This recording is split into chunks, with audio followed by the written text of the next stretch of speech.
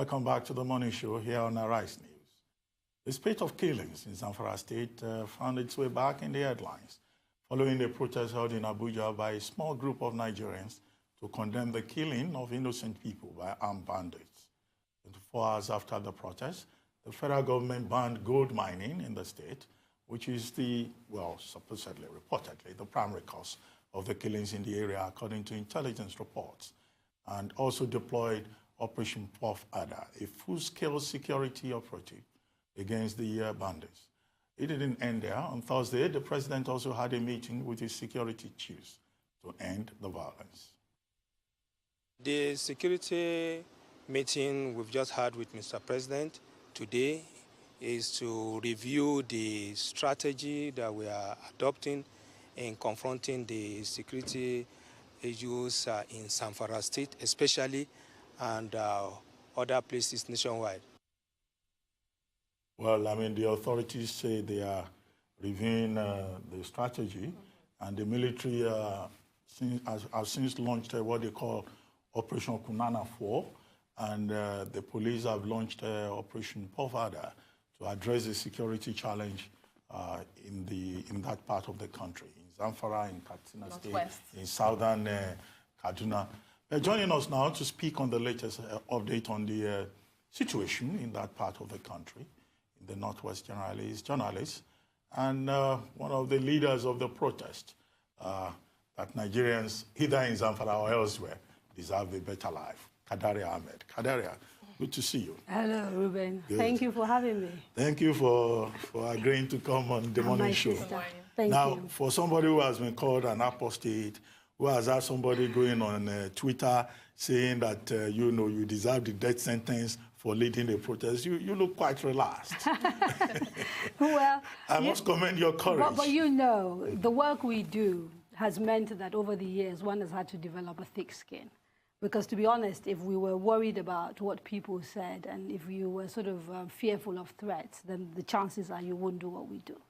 And I'm talking purely even from a journalistic point of view. So yeah, people will talk. It's, I think, part of the risks of speaking truth to power and not being conventional and refusing to conform and to be quiet is that people will threaten you, people will challenge you, and you just have to just, you know, stay focused on what it is that you're trying to do and shut out all the noise, if you like. Have you had to take some security precautions? Because when somebody says, oh, this is an apostate, she's a Muslim, now she converted to Christianity, it's like, you know, putting you out there. Well, yeah, I mean, exposing you to danger. That is the fastest way to get somebody killed, honestly, and I think it was done deliberately. But I've refused to even speak about my faith deliberately, because I think doing so then essentially almost justifies what they're trying to do. I mean, members of my family have found it necessary to talk. So my younger sister has sort of done an interview with Sahara, but I've personally refused to address it, and I think I'm going to continue not addressing it, because otherwise you're then you're almost justifying their right to do what they do. But when you sort of criticize somebody for a lack of leadership, a lack of governance, particularly in a society where, as Muslims, we believe that this is a trust from God and that Allah is the person that gives power, and when he does, you're supposed to take it seriously. And as citizens, we point to a leader's failure, and the response is to start attacking the person and the individual. Then you know you've hit a nerve. You know that that person knows deep down inside that what you've said is probably correct, and their only response is to get personal, you know? So it's fine. The results are speaking for themselves. I'm very, very happy with the response we got. The instant decision by the federal government to take some key actions has started, you know, getting us some real results. So people on the ground are talking about the fact that a few people who've been kidnapped have been rescued. Armed bandits have been, you know, killed. Some have been arrested. And so there is a serious security operation taking place there, and we are grateful for that. But beyond the security, we do not think that the problem of ZAMFARA can be solved through security alone. First of all, is a very murky conflict. So it's one of those conflicts where it's been going on for so long that it's very difficult to even unravel the causes, you know, and say this is the one particular thing. So the government says they believe that mining has something to do with it. It sounds about right, because there's an element of people being dispossessed of land. So you have to think in terms of, okay, it must be a land grab. And I'm sure that is probably a factor. But you can't also take away from the fact that for 8 years we had rustling by, you know, armed bandits who've basically pauperized the Fulani community in ZAMFARA by basically taking their livelihood away from them. Because we're finding that a lot of the people who are doing the killings are young Fulani boys. And a few of them apparently after arrest will tell you, well, we have nothing else to do. So then you've got, of course, the farmers who are now being dispossessed by these bandits who cannot farm. So there are some real issues that need to be looked at. Plus, my state is the poorest state in the whole of Nigeria. We're the least educated. Poorer than Ekiti? Yes, absolutely. It's right at the bottom. It's the indices for development are, you know, at par with places like Afghanistan, which is at war. Worse than Borno, which has been facing an armed insurgency. I mean, if you look at the exam results, for example, and the sort of amount of people who go into primary school, who graduate from primary school and then take common entrance exams, the numbers are abysmal, right? So all of those things are sort of part of the reason why a conflict like the sort that we're seeing in ZAMFARA will actually take root and actually thrive. And so what we are saying and what we want is for the government, yes, it's important that in the immediate term that you provide security, that people are able to go about their businesses. But long term and medium term, there are really some serious issues that need to be tackled. And this is why we are very angry with the people who've been in power successively in Zamfara State, because it is a place that had huge potential. When I was growing up, we had oil mills, we had ginneries, we had a sweet factory, we had a sugar factory. You know, we had so many industries. It was a thriving place. I think probably apart from Kano, it was probably the most industrialized. I mean, the town, the capital city, Gusau itself, was probably the most industrialized state in the north. And for that reason, you also had a very multi-ethnic population. So people from all over the country came and settled. There are people from places like Ogbomosho, who are actually now more or less like citizens of Zamfara. And all of that meant it was a very thriving place, very small but thriving place. All of that is gone now.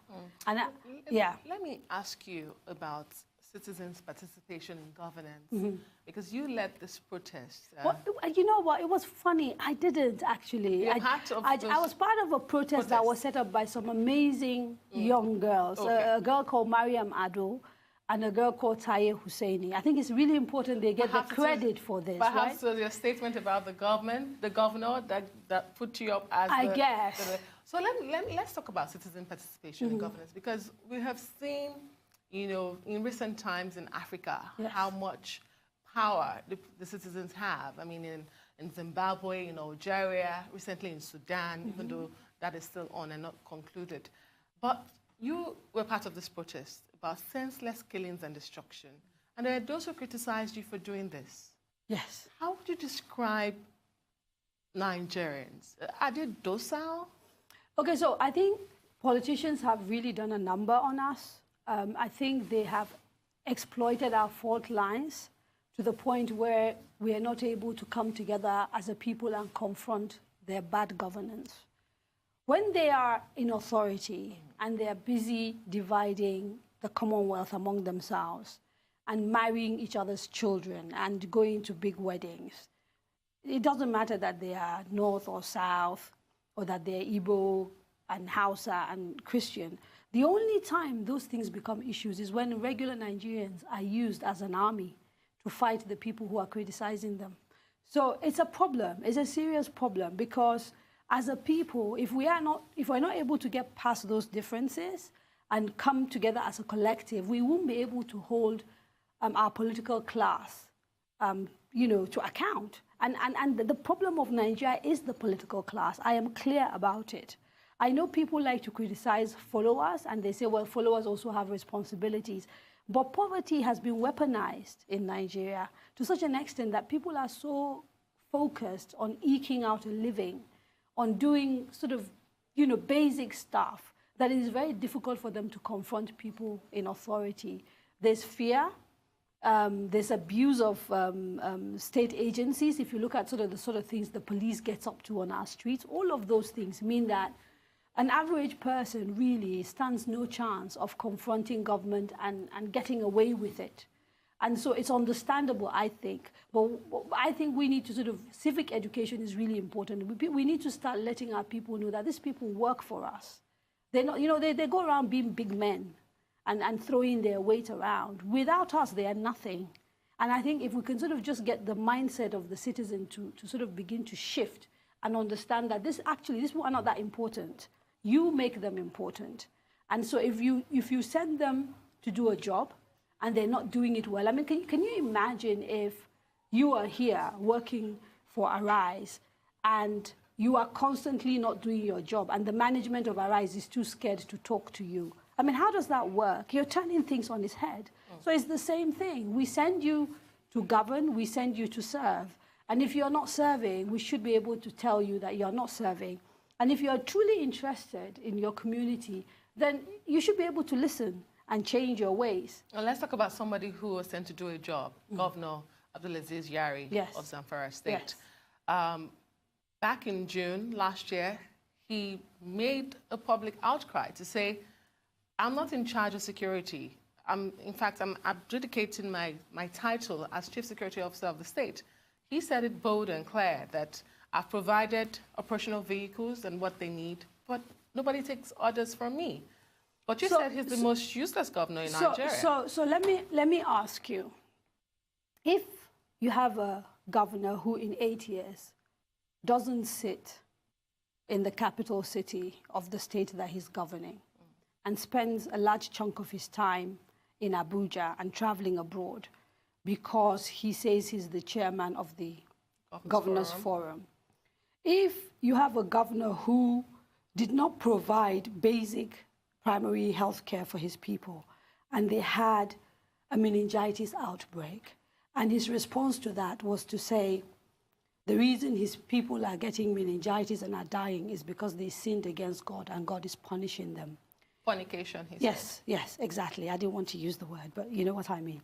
If you have a governor who basically says, well, you know what, I can't provide security for my people. I can't lead because I don't have the power, and yet doesn't have the moral compass to then resign, because he's essentially saying a strategic part of his job, he can't do it. But he doesn't resign as chief financial officer. He's happy to keep collecting the security votes from the state.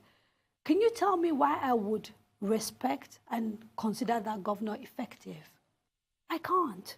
And I'm not suggesting, because like you saw in that protest, we also called out Nigeria's President Muhammadu Buhari. So this is not us trying to deflect the problem to where it doesn't belong.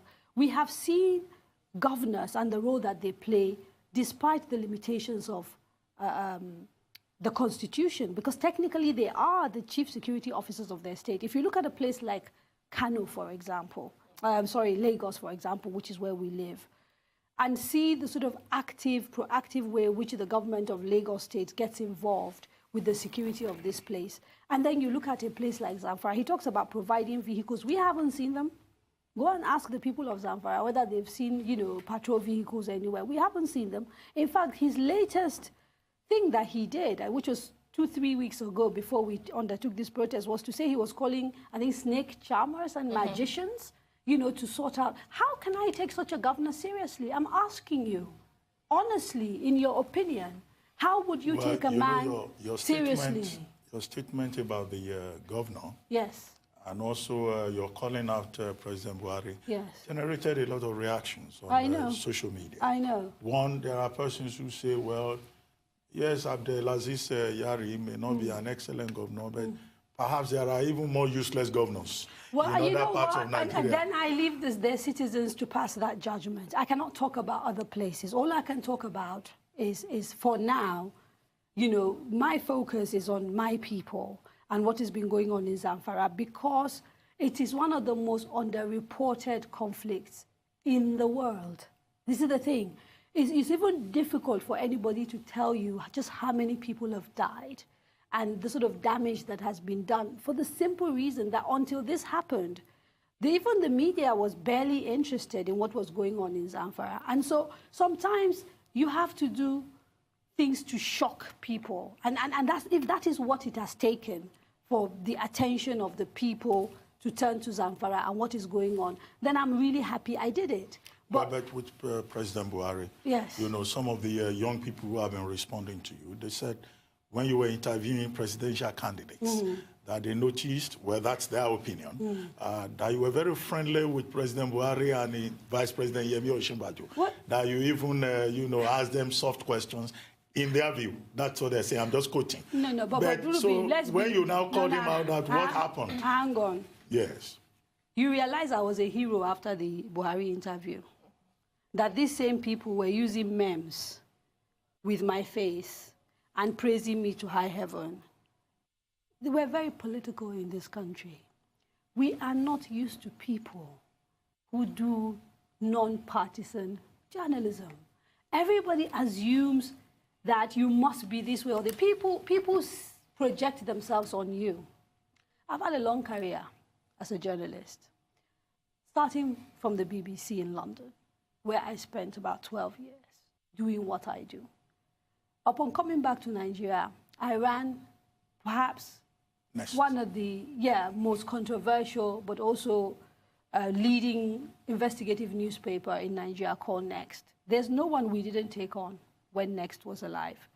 After that, I did a program called Straight Talk, which was the Nigeria's equivalent of Hard Talk. I had people one-on-one. So there are people who are only discovering my work now in this circle of election. And so for that, I'll forgive them. I forgive them because all they're seeing is a little bit of what I do, and they jump into conclusions. But I'm telling you that I can come up with tweets from these same people who at the end of the PMB Osinbajo interview were full of praises for my professionalism, for how I handled the interview. And then after we did the Atiku Obi interview, it switched.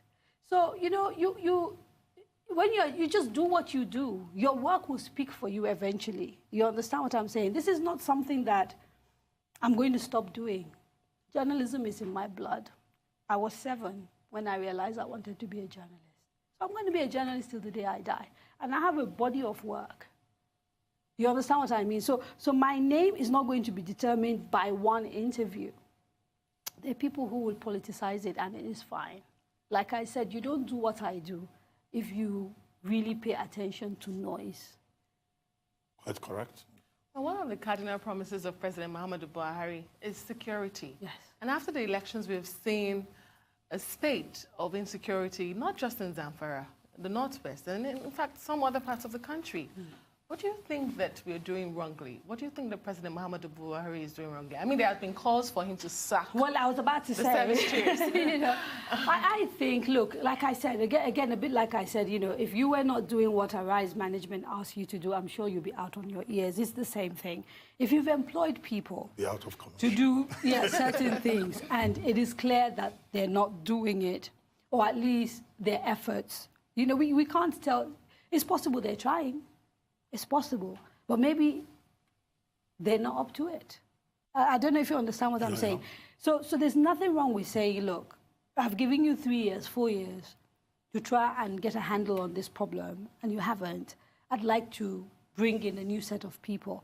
Now, to be fair to them, I've spent time in the Northeast, for example, and the people of Maiduguri totally and completely adore this government, because they will tell you that the problems they had with Boko Haram have totally changed, you know, from what they were then.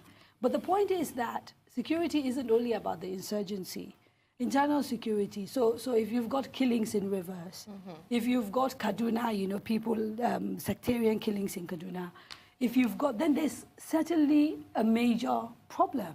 And so we have to find a way to address that issue. And I think it's a two-track thing. I honestly, genuinely believe that there's a degree of healing that needs to take place. So I know we talk about the fact that security is a big problem for Muhammadu Buhari, but I also think actually one of the ways he can help himself is if he becomes a unifying figure in Nigeria right now. Nigeria is really, really deeply divided at this point in time. And I think those kind of things feed into some of the issues that we face. I would like for him to think in terms of security, unity, and then maybe the economy. And he is in his final term in office. So hopefully, what it means is that he does not have to placate any politicians. And he can take decisions based on what works for Nigeria rather than what works for his party or what works for the people who sort of put together a coalition to put him into power. That is my hope. And that is what I keep calling on him to do. Because I think right now we are quite broken. You know, there are conversations that need to take place in this country that people are scared to have. Such as? How broken we are, how divided we are. And the fact that everything is now reduced to where you come from, the religion. And like I said, it's ironic that regular people are having these fights, but politicians are not.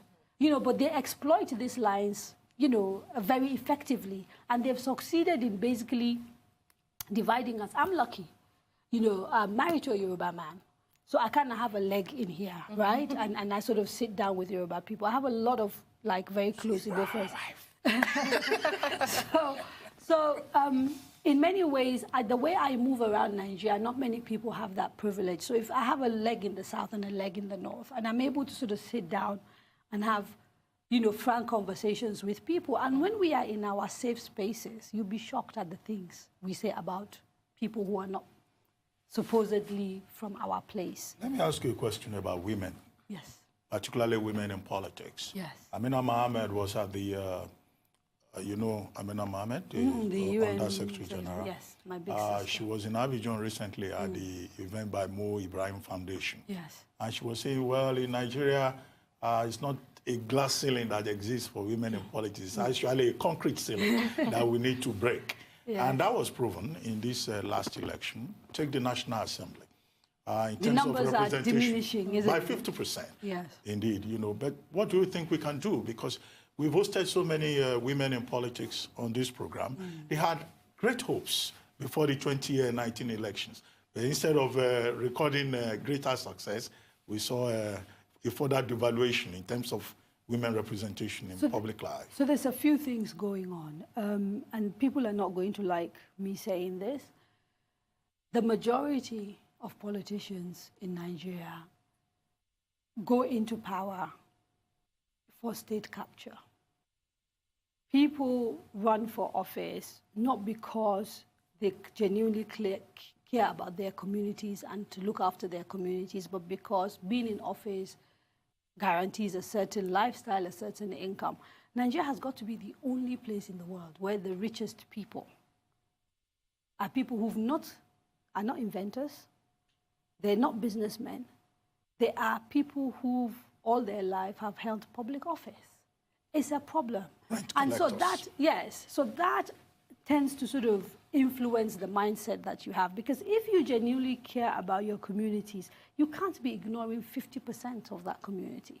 Particularly when statistics have shown and research has shown time and time again that when you empower women, you actually lift communities up and things become better.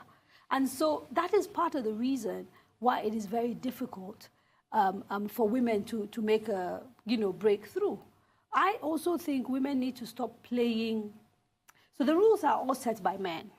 So they meet at midnight, at 2 o'clock, where basically culturally, they make sure that if you are sort of seen out at that time, you get like stigmatized and all of that. And so that's one way of, and then the money politics, because a lot of women don't have financial independence. And so it's very difficult because, politics cost money. And so you need someone who has money to sort of support you and all of that. I just generally believe that this is not a journey that will happen overnight. It's a long road, 20, 30 years work. But it is fine. We can lay the foundation now, and part of it is ensuring that we educate everybody, both men and women, and that women are given opportunities for economic power. These are some of the ways in which you can begin to make a difference, you know, long term. It won't happen overnight. Well, let me ask you, I mean, there's this renewed vigor now by the presidency, security agencies, to quell the insecurity in ZAMFARA after your protest. But this is not the first time we're seeing troops deployed to ZAMFARA or attempts to stop this. So let me ask you if you'll be returning to the protest lines. Absolutely. In Abuja or even perhaps in ZAMFARA. Absolutely. If this particular drive, we see that there is dying, and that, you know, the insecurity is about to kickstart again, we will take to the streets again. That is my job as a citizen, and I think that should be the job of every citizen, to hold people in authority to account by reminding them again and again that this is what we elected you to do, and security is a primary responsibility of government. You know, we can't take arms and defend ourselves. If we did, there would be chaos. You understand what I'm saying? So we elected a government to basically provide security, and if they fail, then we will take to the streets again to remind them again that they have a responsibility. But like I said, beyond sort of the immediate security things, and one other thing I need to add, you need to understand that there's a conflict economy. And part of government responsibility to also look at that, there are people making money from these killings, those who are selling arms. And a whole, you know, there's a whole, I think, if you probably value chain that is sustained. A negative one. Yes, that is sustained, you know, by war and by conflict. And part of what we have to do is try and see if we can disrupt that chain. And so I was happy to see the president visiting neighboring countries, because it is true we have very porous borders. And as you know, we are also paying the price for the collapse of Libya. So a lot of small arms are sort of have made their way down, you know, into our country. There's a few mercenaries. There's a whole bunch of things going on. And so I would shut down sort of the gaps in our border security. I would move military installations that are inside town out. I don't see why we need, for example, barracks in Ikeja. You know, at a time... Well, at the time, it was, that barracks that's was at a time, it might have been. It was on the outskirts. Yes, at a time. But right now, it's in the middle of a city. You understand what I mean? There are soldiers in there. What are they doing there? Why don't you get your soldiers to secure your borders and then equip your police to do internal policing, which is what they're supposed to do? Well, one of the fallouts of your protest is the new, you know, widespread knowledge among other Nigerians that we have gold mines in ZAMFARA. Yes. We have gold mines in Kano. People didn't know. We have iron ore, we have bauxite, we have all kinds of mineral resources. And then, you know, other Nigerians are saying, look, all of this is up there, and everybody is just talking about the oil in the Niger Delta. Well, do you have any additional information on this? Yeah, I mean, the whole of the north, actually. You need to see the map. I mean, I've been privileged. There is actually a map that was produced by the Ministry of Solid Minerals, which kind of shows you each place, the sort of things that we're sitting on. So you need to see what's in Niger State. You know, it's mind-boggling, you know? So we are sitting on wealth. The problem is, I think, you know, structurally, we keep talking about constitutional reform. And the truth is, if without doing that, it is very difficult to unlock the value that we have in Nigeria. So at the moment, there's this weird arrangement. Excuse me a minute, my nose is sniffing. We have this weird arrangement where the federal government issues mining licenses at the federal level, but state governments control land. So you get a mining license, there's no guarantee you can just go and start mining. You then have to apply to the state government to give you the rights to the land. You understand what I'm saying? And it's just all very convoluted in my view. And so when we keep talking about restructuring, part of what would be great is if states own the rights to their minerals and they just pay royalty. Like we've all said, you know, even with petroleum. That is a sensible arrangement that allows people to do what they like. But I am even concerned about, because mining can be damaging.